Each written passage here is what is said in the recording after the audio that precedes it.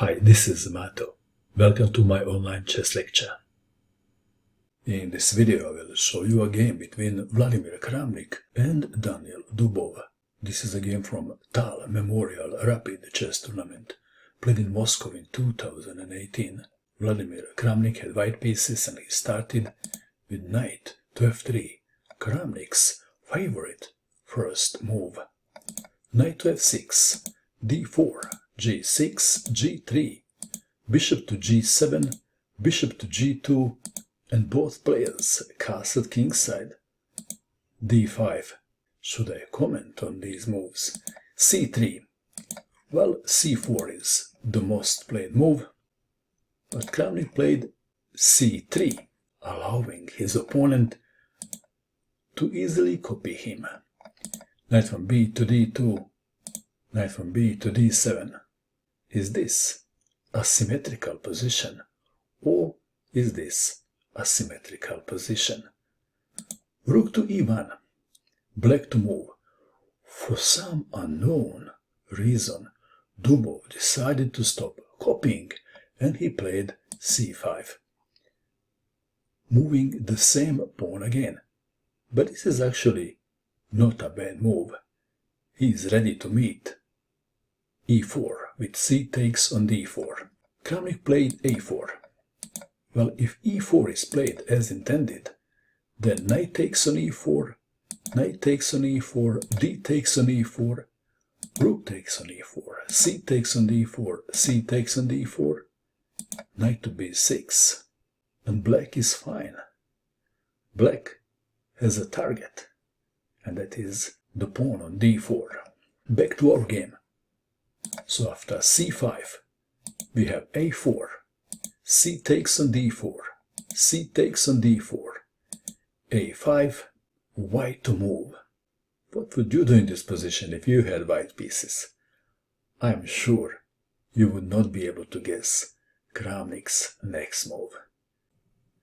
Well, you don't have to believe me. If you wish, you can pause, and you can try to find that very unusual move. The move is knight to b1. Did you find this one or not? Well, black to move. I think you can guess black's move easier now. Can you? Knight to b8. I find this move very funny. How about you? I think that Dubov has a sense of humor. Knight to c3, knight to c6, knight to e5, black to move. Dubov decided to stop copying and he played bishop to f5. If knight goes to e4, one line goes like this.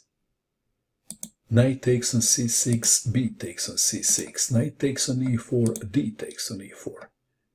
Bishop takes on e4, and black has a very weak pawn on c6. The game may continue like this. Bishop takes on d4, bishop to h6. If rook to e8, then rook to c1. And white is better. Not bishop takes on c6, because a bishop takes on f2, and after king takes, queen to b6 check, queen takes on c6, and black is doing well.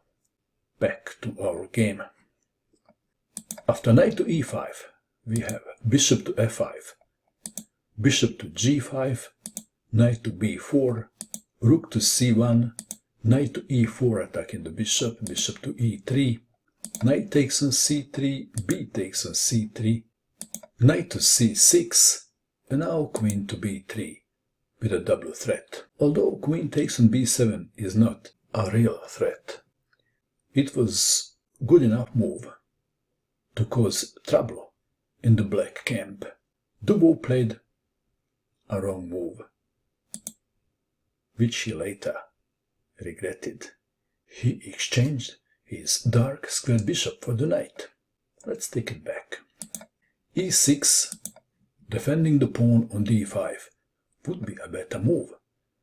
And now, queen takes on b7 is not the best move. c4 is a better move. If queen takes on b7, Then knight takes on e5, and after d takes on e5, bishop takes on e5, and black is okay. So, the weakness on b7 was just an illusion. Bishop takes on e5, d takes on e5, bishop to e4, bishop takes on e4, d takes on e4. The pawn structure is a bit funny. I am talking about the pawns on the e-file. But believe it or not, white is better because of the move he can play right now. What is that move? Please pause and find the best move for white in this position. Did you pause? What did you find? Did you find this very ordinary looking move, which is very strong? e6, queen to c8. If f takes on e6, then queen takes on e6. This is check, and after rook to f7, then rook from e to d1, and after say queen to e8, bishop to b6, and white can take the pawn on e4 whenever he wants to. White is standing much better. Back to our game. So Dubov played queen to c8, bishop to h6, attacking the rook. And if the rook moves, pawn takes on f7, for example, something like this, then pawn takes on f7 a check. White is winning. So Dubov played f5, bishop takes rook, queen takes bishop, queen takes on b7 attacking the knight, knight to e5, queen to d5, knight to g4, kicking the knight back, knight to f6, attacking the queen, queen to e5, queen to h6, attacking the pawn on h3.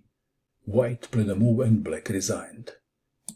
King to g2, and black resigned. Some people in the audience were asking, why did Dubov resign? Some more knowledgeable people answered, Dubov resigned for the obvious reason, to avoid checkmate, of course.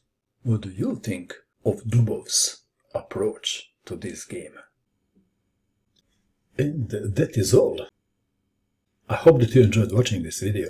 I wish you good luck with your chess, and bye for now.